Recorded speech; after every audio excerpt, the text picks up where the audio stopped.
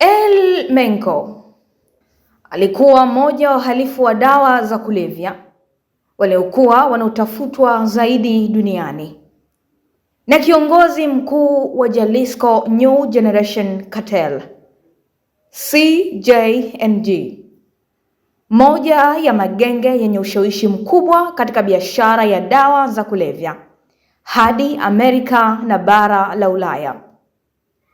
CJNG ilikuwa na mtandao mkubwa wa usambazaji wa cocaine, heroin na dawa nyingine hatari zaidi. El Menco alizaliwa tarehe 17 Julai ya mwaka 1966 katika kijiji cha Aguililla, jimbo la Michoacán, Mexico, ambapo familia yake iliishi kwa uvuli wa umaskini na kilimo cha parachichi. Alijifunza kidogo shuleni na baadaye akaanza kufanya kazi shambani kusaidia familia yake. Kazi za utotoni zilijumuisha kulinda mashamba ya bangi na popi, mimea iliyotumika kutengeneza dawa za kulevya.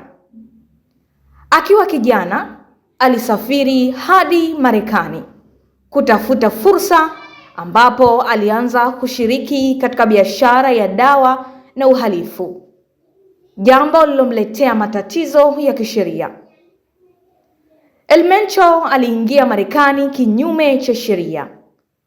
Katika miaka ya 1980 alifikishwa mbele ya polisi San Francisco akiwa na mali ya wizi na bunduki iliyojaa risasi. Katika miaka hiyo pia alijihusisha na biashara ya bangi na aina nyingine za dawa hatari zaidi. Alikamatwa tena mwaka 1989 kwa uuzaji wa dawa za kulevya na baadaye akaachiwa na kupelekwa tena Mexico. Mara mbili aliinuka na kushuka kati ya Marekani na Mexico, akiwa amekamatwa na kushtakiwa tena mwaka 1992 California kwa mashtaka ya dawa za kulevya. Baada ya kifungo cha miaka kadhaa nchini Marekani, alirejeshwa Mexico, ambapo aliamua kuingia kwenye ulimwengu wa magenge ya dawa za kulevya kwa nguvu zaidi. Baada ya kurudi Mexico, El Menco alianza kazi ya ulinzi wa magenge na kisha akishirikiana na genge la Millenia Cartel lililokuwa likishirikiana na cartel ya Sinaloa, moja ya magenge makubwa zaidi ya dawa za kulevya. Alipanda haraka madarakani kwa umahiri wake wa kupanga na kufanya uhalifu na kuimarisha mauaji.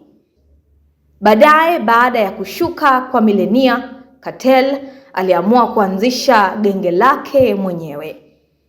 Mwishoni mwa miaka ya 2000, El Menco alitangaza uanzishaji wa Jalisco New Generation Cartel CJNG, akikusanya magaidi waliokuwa washirika wa Millenia na wengine waliotaka kujitenga na makundi mengine.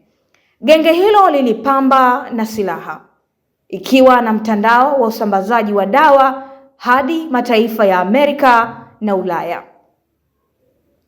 Kutokana na uovu na nguvu ya CJNG, serikali ya Mexico na mashariki ya Marekani, ikiwemo DEA, wakaongeza juhudi za kutafuta na kumkamata El Menco kwa miaka mingi, wakiweka tunzo kubwa ya dola milioni 15 kwa yeyote anayeweza kutoa taarifa ya kumkamata. Mashambulizi ya CJNG dhidi ya wapiganaji wa serikali na magenge mengine yalikuwa yanasababisha vifo vingi na matukio ya usalama duni kwa raia wengi. Mnamo Februari ya 22, 2026, jeshi la Mexico lilifanya operation kubwa kupambana na CJNG katika eneo la milimani la Tapalpa, Jalisco. walipigana risasi kali kati ya vikosi vya usalama na magaidi waliokuwa wanalinda El Mencho. Katika mapigano hayo, El Mencho na washirika wake walijeruhiwa na hatimaye kufa wakati wakipelekwa hospitali. Operesheni hii iliambatana na vikwazo vya silaha nzito na kulipuka kwa vurugu nyingi kote Mexico, ikiwa ni pamoja na kuchoma magari na kuzuia barabara katika majimbo kadhaa. Kifo cha El Mencho kumeamsha hisia mchanganyiko, huku serikali ikitangaza ushindi muhimu dhidi ya uhalifu. Magaidi wa CJNG walijibu kwa vurugu, wakishambulia raia na miundombinu ya umma.